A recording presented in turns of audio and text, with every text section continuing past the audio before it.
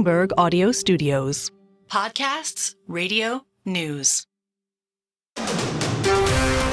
This is Bloomberg Intelligence with Alex Steele and Paul Sweeney. The real outperformance has been the U.S. corporate high yield. Are the companies lean enough? Have they trimmed all the fat? The semiconductor business is a really cyclical business. Breaking market headlines and corporate news from across the globe. Do investors like the M&A that we've seen? These are two big-time blue-chip companies. The window between the peak and cut changing super fast. Bloomberg Intelligence with Alex Steele and Paul Sweeney on Bloomberg Radio.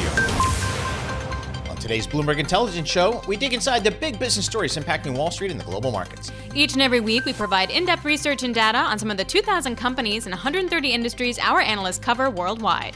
Today, we'll look at why shares of the IT company Super Microcomputer rose the most since February. Plus, we'll discuss how a weak housing market impacted quarterly sales at the department store Lowe's. But first, we dive into corporate earnings from AI giant Nvidia. The chipmaker delivered a revenue forecast that failed to meet analysts' expectations, and this suggests that the company's dizzying growth has its limits. However, Nvidia did assure investors that its new product lineup can maintain the company's AI-fueled growth run. For more, Paul was joined by Mandeep Singh, Bloomberg Intelligence Senior Tech Industry Analyst. I first asked Mandeep for his take on Nvidia's most recent quarter. Any slight miss in the networking side, which was the case here, or even a gross margin degradation, which they said will go up in the second half of next year, so it's really a transitory thing. I think overall, the demand side looks pretty solid. They said Jensen called out there will be no capex digestion until the data center spending hits $1 trillion. That's huge. I mean, just think about, how much runway he thinks without a pause. Now, does the market believe it? Probably not, given what we heard at our conference yesterday is it's moving from training to inferencing. And on the inferencing side, there is probably more. What does inferencing mean? So if once you have a trained model, you are deploying that model in co-pilots or chatbots. Okay. And it's basically a trained model that's being used for answering queries. And that's inferencing, answering queries or, providing some productivity benefit. And that's where, do you really need a high-end NVIDIA chip? The answer is divided. Some people say for the older versions of NVIDIA chips, you could use that for inferencing. The latest one will continue to get used for training. And that's a plausible answer. But as we have learned, there is growing competition on the inferencing side from the likes of AMD, as well as startups like Sambanova, Cerebras, and all these companies are trying to get some portion of that pie. When you listen to the management team at NVIDIA, where do they say, can they look a year, 2 years in advance? How do they think their business is going to develop? Yeah, look, the fact that they're saying gross margins will go down to around 71% over the next 2 quarters, but rebound. 71? 71. Gross margin. Yes. Wow. And it's again, terrific when you look at it from every angle. It's just the way expectations were priced for, it's mid 70%. So the fact that they are going down to 71%, but in Jensen's, case, he called out those margins going back to 75%. So it's really a ramp up of their new architecture, Blackwell, which is causing the transitory gross margin degradation. But once they get that in full production, he expects gross margins to go back to 75%. Now, I do think, again, there will be more competition, but he clearly doesn't believe that to be the case. All right. Here are just some crazy numbers, folks. Just total revenue. Let's go really simple here. Revenue. Roughly calendar year 22, $27 billion of revenue. Calendar year 24, $128 billion of revenue. Have you seen anything like this in technology? The closest thing that comes to mind is the build out of the internet infrastructure back in 1999. I think Cisco had a similar ramp up on the networking side. But what's different is NVIDIA clearly has the balance sheet, as well as they are in more products than Cisco was. So Cisco was just providing the networking gear. NVIDIA has a software line, they have a networking business, and then their core chip business. So clearly, NVIDIA is going with the platform approach. This is a stupid income statement. They have 55% net income margins, and they have no CapEx to speak of. 2, 3, 4 billion. So the free cash flow is just freakish. So what did they do with the cash? Well, right now they're doing some share buybacks, but acquisitions may be on the table if the incoming Trump administration loosens the regulations. So, okay, let's go down that road there. What's the feeling in Silicon Valley in technology about that opportunity? Because boy, your industry, and particularly some of the bigger companies that you cover, the Amazons of the world, the Googles of the world, they can't do anything these days. Is the expectation that might loosen up? Well, the overall M&A environment and IPO environment may get better. But in terms of big tech, I doubt anything is changing on that front, especially for the likes of Alphabet and Meta. Probably an Apple or an Nvidia may be able to do more acquisitions, but I think the companies that are in the crosshairs of what the incoming administration feels on the consumer side, I doubt they'll allow them to make any further acquisitions. Our thanks to Mandeep Singh, Bloomberg Intelligence Senior Tech Industry Analyst. Each week, we look at research from Bloomberg NEF, previously known as New Energy Finance. They're the team at Bloomberg that tracks and analyzes the energy transition from commodities to power, transport, industries, buildings, and ag sectors. This week, we took a look at what Donald Trump's upcoming presidency will mean for the energy transition. For more, we are joined by Derrick Flakoll, Bloomberg BNEF lead U.S. policy analyst. And we first asked Derrick for his take on what changes will come next. First of all, there's a lot of worries about the future of the Inflation Reduction Act, the U.S.'s signature climate subsidy program. We expect that will mostly remain intact. A lot of Republican districts and states are benefiting. 14 House Republicans have signed a letter saying they don't want to see those tax credits repealed hastily, and the Speaker of the House has said that he wants to use a scalpel, not a sledgehammer. So we think a lot of that will survive. Where you're likely to see more change is regulations and some voluntary initiatives like the procurement for clean products from the federal government. So I'm just looking, you have a great chart graphic here. Fossil fuels are likely to fare well under a Trump administration. Electric vehicles are not. Wouldn't Mr. Musk have something to say about the fate of electric vehicles? He certainly would, but the question is, what is Tesla's strategy going to be vis-a-vis other electric vehicle producers? Most of the valuation comes from the dream of a robo-taxi, and we've certainly seen some Bloomberg reporting recently saying that Musk is likely to push for a favorable framework on AVs. When it comes to EVs or electric vehicles, he has said, and the business analysts may or may not bear this out, that Tesla would do better, sort of survive the loss of the EV tax credits in a way that some of his EV competitors might not. It ultimately depends on what you and what he thinks Tesla's interest is, whether it's dominating a smaller EV market or having a smaller share of a larger EV market. Let's move to some of the stuff that feels a little bit dicier, and those are the tax credits that are part of the IRA. So one is a tax credit for carbon that's captured. How you store it and how you capture it is debatable in terms of how much tax credit you receive, and the other has to do with hydrogen. How do we feel about those two policies either staying in place or getting reduced? So these tax credits are favored by, industrial interests, oil and gas interests. From what I've heard, there's not a lot of Republican appetite to repeal either of those. What you're likely to see is looser regulations on both, which actually strengthens the business case for both. We might see a better outlook for both carbon capture and for hydrogen under Trump administration. Now, as for emissions benefits, the market acceptance of that might be a little bit dicier. But nevertheless, we see the economic case for those being a little bit easier as compliance costs go down. So I'm just looking again, winners and losers here. How much of this is a day one type of policy thing versus, this is just take a while, to the extent the Trump administration may want to shift gears on this energy transition. It seems like a lot of stuff has already been spent. There's a lot of investment already in the ground. What's the timing, do you think? Right. Well, it depends on what you're talking about. If you're talking about taxes, there's going to be a big tax negotiation taking up probably most of 2025 to do with extending the Trump tax cuts, seeing what happens with the IRA, et cetera. You're likely to see closure on that by the end of the year, but after that will come regulatory changes and so forth. In general, regulatory changes, including those for existing tax credits, take usually about 2 or 3 years, give or take. And so a lot of this stuff can't really happen on day one. You can't really shift the ship on a dime. However, in terms of tariffs, those are things that can be done more or less immediately, though politically that might not fly too well. And programs that are sort of voluntary, like, again, federal procurement of clean products, those could be killed more or less day one by an executive order.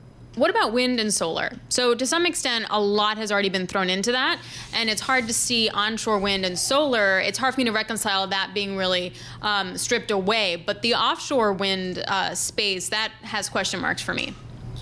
Yeah, it does have quite a few. If you look at BNEF's modeling for what might happen if the IRA were repealed at the earliest opportunity, which again, we don't think will happen. But even if it did, you would see about a 17% drop overall in the combination of wind, solar, and storage installations. Wind itself, though, would see a much bigger drop because it's very expensive and tax credit dependent. You might see about like 30% drop in onshore wind and an over 40% drop in offshore wind. And that's only based on the financial subsidies, right? Trump has a lot more control over offshore leasing as well as federal permits. There's a pipeline of projects that already have both offshore leases and permits, but a lot of proposed ones don't have that yet. And there's also questions about how the administration would approach litigation against existing offshore wind permits. You might see some of that fall by the wayside depending on how lawsuits go. Derrick, just broadly defined, how committed is Congress as a legislative body to this whole energy transition? Do they feel like it's real, or how do they feel about it? Are facilities being built in their states? Yeah, that's that probably may a good actually answer. change the answer to that. Exactly. From what we've tracked in clean tech factory deployments, I think about 90% is going to red or purple, that is swing states. So there's a lot of electoral consequences, especially if you zoom down at the district level, where overwhelmingly it's Republican districts with cheap land, better labor costs, rich resources. These are the places that are seeing the most investment. And so I think the commitment primarily is to economic development, local opportunity, as well as to some degree onshoring and supply chain diversification and de-risking. And that I think is fairly durable in a bipartisan manner. Our thanks to Derrick Flakoll, BNEF lead U.S. policy analyst. Coming up, we're going to break down how Wall Street banks are plowing money into artificial intelligence as the next big thing. You're listening to Bloomberg Intelligence on Bloomberg Radio, providing in-depth research and data on 2,000 companies and 130 industries. You can access Bloomberg Intelligence via BI Go on the terminal. I'm Paul Sweeney. And I'm Alex Steele, and this is Bloomberg.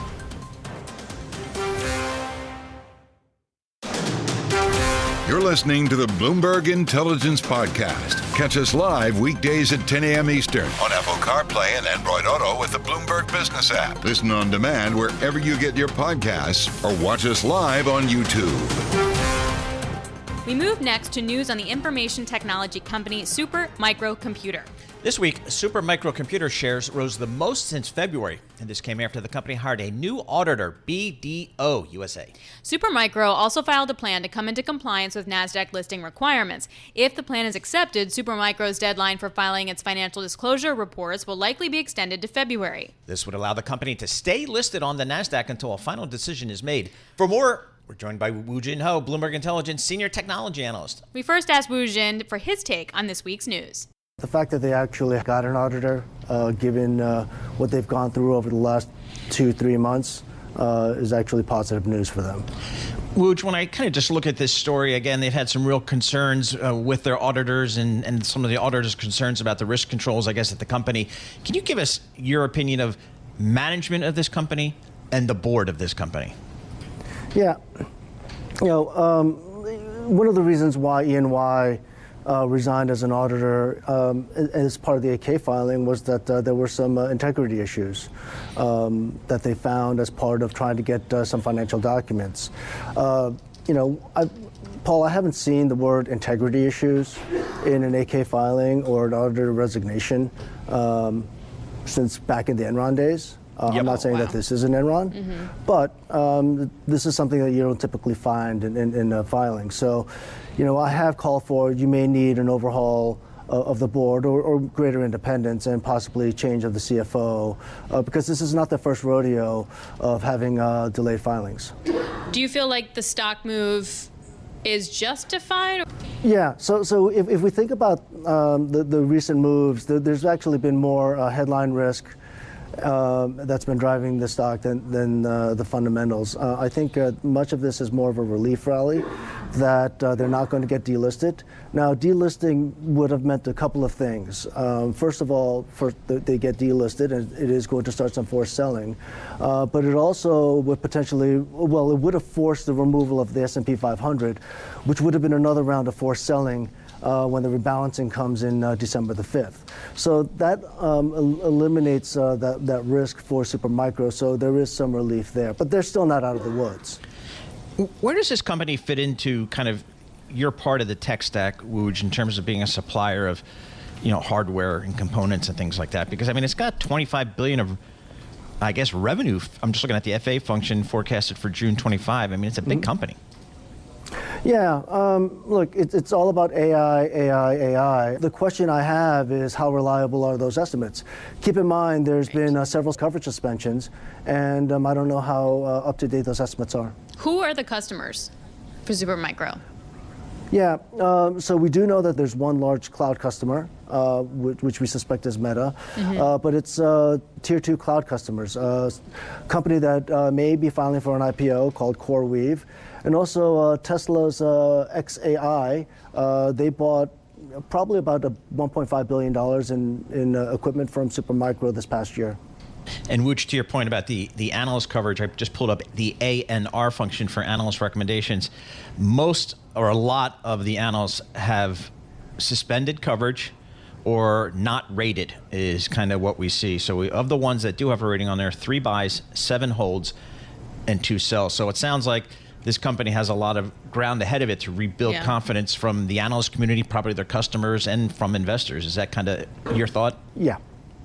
I mean, look, I think some of the headline risk has been eliminated for now, or at least extended.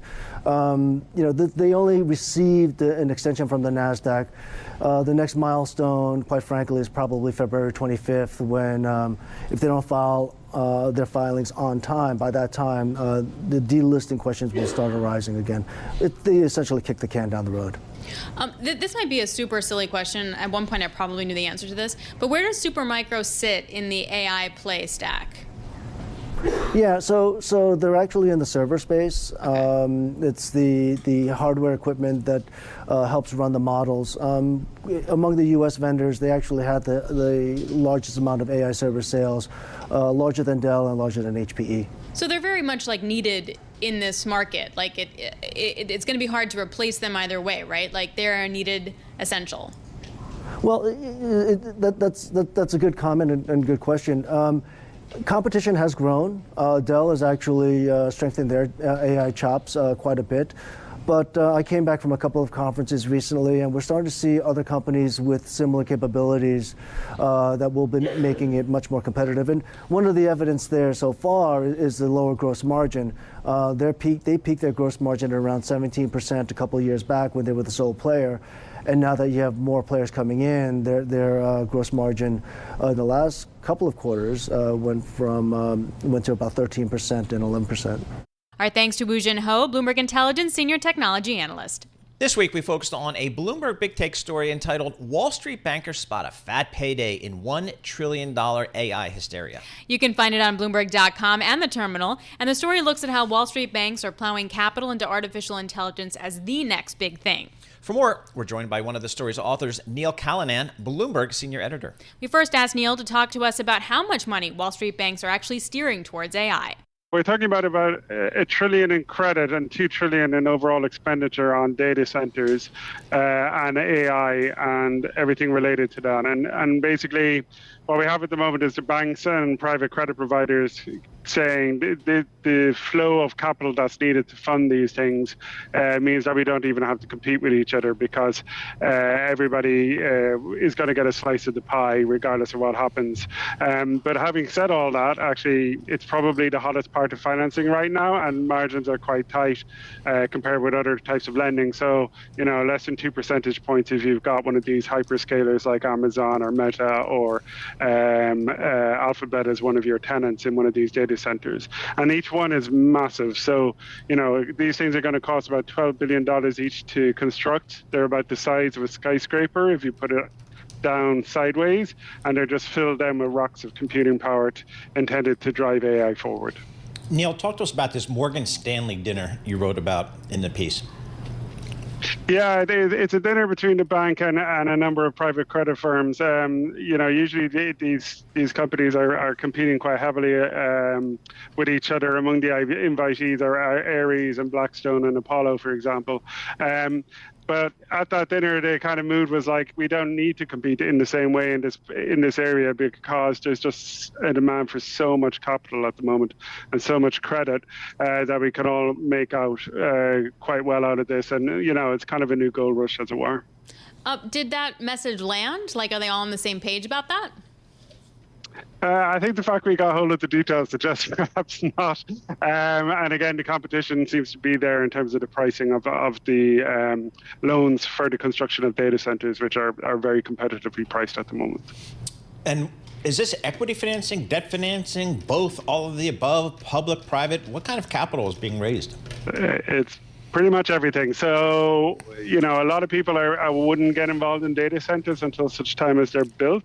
So particularly for the pre-construction works where you're adding the power and stuff, that's very much equity driven at the moment. And then the debt comes in for construction of these data centers, but also for the power and the utilities that are needed to service them as well. And that's coming from a mix of public and private sources. So this is a totally unfair question. Who do you think is going to win? Like, if they're not all happy-go-lucky, let's work together and there's enough pie for everybody, who's in the lead in this right now? I think there will be enough pie for everyone. Maybe I'm being naive, Alex, by saying that, but I actually think this is going to be a big driver of credit markets in particular going forward. These bankers have suffered from, private equities difficulties, meaning there's been less leveraged loans around. That's got to change because these of the checks that need to be written for these. It will also drive a bigger resuscitation in the securitization markets. They've been quite good in the US, but they've been moribund in Europe. So, overall, this should be a very, very positive thing for both banks and private credit. Will there be some IPOs? As long as it works. That should be the qualifier. As long as it works. Exactly. There is a chance these things are not going to work, and banks are kind of trying to protect themselves they're giving lower leverage for data centers that are AI focused, and they're charging more for them as well. So that's their attempt to protect themselves if AI doesn't come through in the way people hope. Well, that's kind of where I wanted to go, Neil, because there's some folks saying, are we really going to get the return on investment, we being these companies that are making these big capital expenditures? And as equity investors, are we going to get the returns from all this spending? So there's a note of caution that's been kind of coming into the AI story a little bit. Are the banks thinking about that as well? Yeah, 100%. It's something that's definitely on their minds. And one of the ways they protect themselves is those kind of higher returns that they're demanding from AI-focused data centers. Because the risk is if these things don't work out, you're left with an obsolete asset. So you definitely need some downside protection there. There's also been cases of some of these data centers that have been built and can't get connections. So there's already talk of what people are calling zombie data centers. And one of the ways investors can protect themselves against those risks is to actually do the plumbing instead. And we have some stuff about people advising that the utilities and the power providers may be a better way of playing this game rather than investing directly into data centers themselves. Yeah, that's what I was going to bring up too. It's not just the building of the data center, but especially when you have, say, the report from the information on Nvidia saying that it's just really hot and it's too hot, and that's why sort of we may see some delays in chips, aka you need air conditioning, you need power, etc. Is there one company that's making a bigger bet on one area of AI versus the other? I don't think so at this stage, but the difficulty, you could probably cite some of the power companies in Virginia, because Virginia is the kind of capital of data centers globally. The scale of power that's needed for these things is the equivalent, in the US, is the equivalent of 3 New York cities. Wow. So that is just huge amount of power. So utilities, particularly around Richmond, which is, as I say, the kind of capital of these things, they're probably the ones who are taking the biggest risk.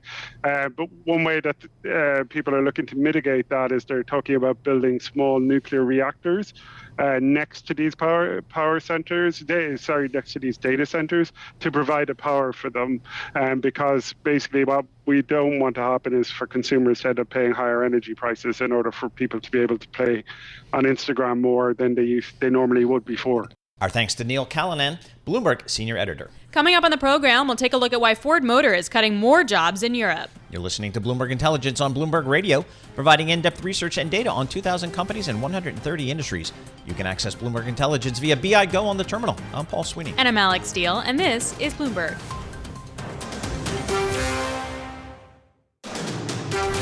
You're listening to the Bloomberg Intelligence Podcast. Catch us live weekdays at 10 a.m. Eastern on Apple CarPlay and Android Auto with the Bloomberg Business app. You can also listen live on Amazon Alexa from our flagship New York station. Just say, Alexa, play Bloomberg 1130. We move next to the home improvement space and Lowe's. This week, the company reported a decline in comparable sales for the third quarter. This was due to a weak housing market and high interest rates, which have weighed on home improvement spending. For more, we are joined by Drew Redding, Bloomberg Intelligence U.S. Homebuilding Analyst. We first asked Drew to break down this week's results from Lowe's. Yeah, not too dissimilar from what we heard from Home Depot. It was a beat and raise on same-store sales. That being said, there were some non-core items, as you mentioned. We know we had a prolonged period of warm, dry weather across the U.S., which provided a lift to some of their seasonal and outdoor categories. At the same time, they were beneficiaries of some of the hurricane activity we saw in the South. They called out 100 basis point impact to same-store sales. Home Depot called out 50 basis points. So some transitory items in there. But I think when you look at the core business, while it certainly appears that maybe things have stabilized, I think if you were looking for that inflection point, I don't think you got it yet. We continue to see consumers pressured by the cumulative impact of inflation, economic uncertainty, and housing activity, which is at the lowest level in over a decade. So, Drew, do you expect then for 2025 consensus to start coming down to reflect that, or just pushed out? Well, I think the recovery in housing has certainly been pushed out. I think expectations for home improvement as a whole are somewhat depressed. But what you have to keep in mind is although housing activity is very low, Home Depot and Lowe's will start to lap those comparisons. So strictly from an optics perspective, things will become a little bit easier. So we do think you could start to see a little bit of growth maybe in the back half of next year off of a lower base. Operationally, how is Lowe's doing, say, compared to Home Depot? They do have some company-specific things going on, and the two that I'd call out and that they point to are what they're doing in their pro business and what they're doing online. When you compare Home Depot and Lowe's, that's really the big differentiators. Home Depot has a lot more exposure to the professional contractor at 50% of sales. Lowe's only has about 25% exposure to that business, but it's over the last several years since Marvin Ellison came in and took over, it's really been a point of emphasis for the company. They didn't really have a strategy before. They didn't have proper inventory, staffing, the brands that pros needed. So they've made significant investments in that part of the business, not only in getting the product into the store and how they're serving their customers, but through supply chain investments and how they're actually getting that product to their contractors, whether it's on the job site, through online delivery or in-store pickup, things of that nature. At the same time, we're seeing improvement in their online business. Again, they were operating an antiquated platform, which really didn't allow consumers to go in and find the products they need. So they've made significant investments there, and we actually saw mid-single digit growth in that business. So when you look longer term, certainly you need the macro to turn in order for these businesses to return to growth. But I think once that happens, they've made the investments in the appropriate place to capitalize on that turnaround. Our thanks to Drew Redding, Bloomberg Intelligence U.S. Homebuilding Analyst.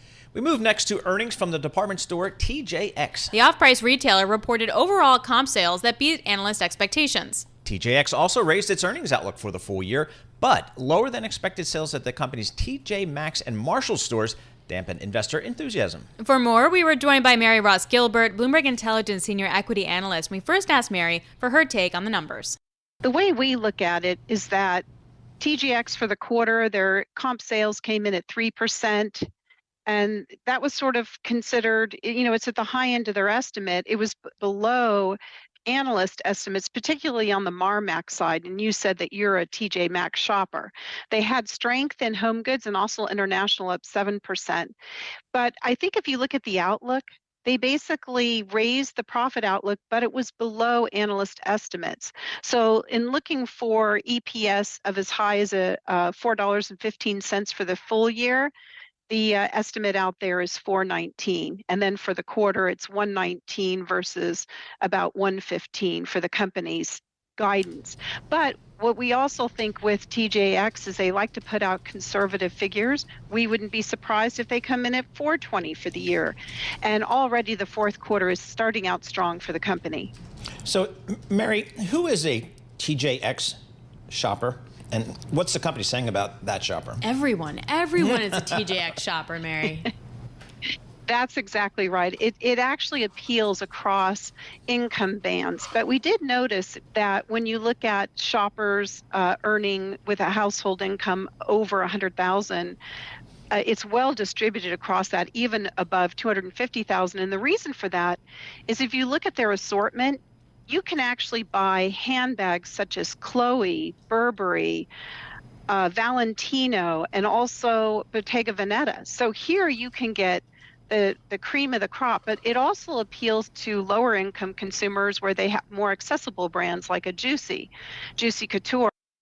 And you can get Nike in tennis shoes. So it's a wonderful place to treasure hunt across income bands, and so they do have that strong appeal. So this is what, you've never been in TJ Maxx, right, Paul? No. Right, okay. So here's how it goes. In most of the stores, they have this runway section, and the runway section is all the designer stuff that comes from whatever agreements that they have with different other designers or big stores like a Saks. They don't have a Saks, but you get my drift. And then they have that on sale, then they have the clearance there, and you can get some seriously good deals. And then you have other stuff, and you got some food you get, housewares, and that's also not related to the home goods part, which is a whole different store. All this is in a TJ Maxx store. Yeah, and then you get toys, and then you get kids' clothes, and then you get towels, and you get sheets, and it's like, and in all the stores, you get kind of the similar footprint. Did I do justice there, Mary? You did, absolutely. But they also have beauty, and beauty has been a big draw. So, for example, you could get Clinique or even Laura Mercier. So it has incredible options, again, across the income band, even in beauty. So beauty and fragrance has also been one of the stronger categories for them. So is there a read-through to other stores, Mary, from this, or is this a unique TJX thing? You know, if you look at the numbers that came out from Target, it was very disappointing, especially when you had such robust figures coming out of Walmart. And Walmart indicated that a big percentage outperformance was due to that consumer from a household earning over 100,000. So you can see that that consumer is looking for value everywhere. And with Walmart, they're getting those better prices on essentials. And while they're there, they're also shopping apparel because that's where Target saw some weakness. So some challenges going on with Target, which has always appealed to the premium shopper. So I think that it comes down to execution, and then also the fact that we have this higher income consumer really looking for value. In TJ Maxx and TJX as a company, I mean they sort of fit that. They're one of the companies that are picking up share. Our thanks to Mary Ross Gilbert, Bloomberg Intelligence Senior Equity Analyst. We move now to the auto industry and Ford. This week we heard that Ford Motor will look to eliminate another 4,000 jobs in Europe. The reductions, which to amount to about 14% of Ford's Europe workforce, will primarily hit operations in Germany and the UK by the end of 2027. Now, this comes as the region's transition to electric vehicles is losing traction industry-wide. And for more, we were joined by Craig Trudell, Bloomberg Global Autos Editor. We first asked Craig, what's behind the recent layoffs at Ford? Yeah, I mean, this is a story that's both sort of one that's bigger than just Ford and yet very acute for them. You know, Europe, we've seen just the last few months, sort of one automaker after another do profit warnings, whether you're talking about Volkswagen or Stellantis or BMW, Mercedes. It's really been sort of across the board that a lot of manufacturers are having trouble with the increase in competition at a time when we're not seeing demand growth. And so, you know, that leads to some real need to kind of take a look at how many people you're employing, how many plants you've got running, and whether you need to take shifts out or even go so far as to potentially take plants down. And so, you know, we've seen Volkswagen, you know, for the first time in its history, actually looking at closing plants in Germany. Ford has been pulling back in Europe for quite some time, and they're doing just sort of more of the same here. They were really trying to kind of get off to a fresh start and move more aggressively to EVs than some of their competitors, and that hasn't panned out particularly well. They also said that pricing power on U.S. EVs next year is going to get hit, and then we're counting in those rollbacks of the tax credit of $7,500. Are we going to see more cuts then to the U.S.? I think for Ford, the amount of investment in electric vehicles has been curtailed pretty significantly.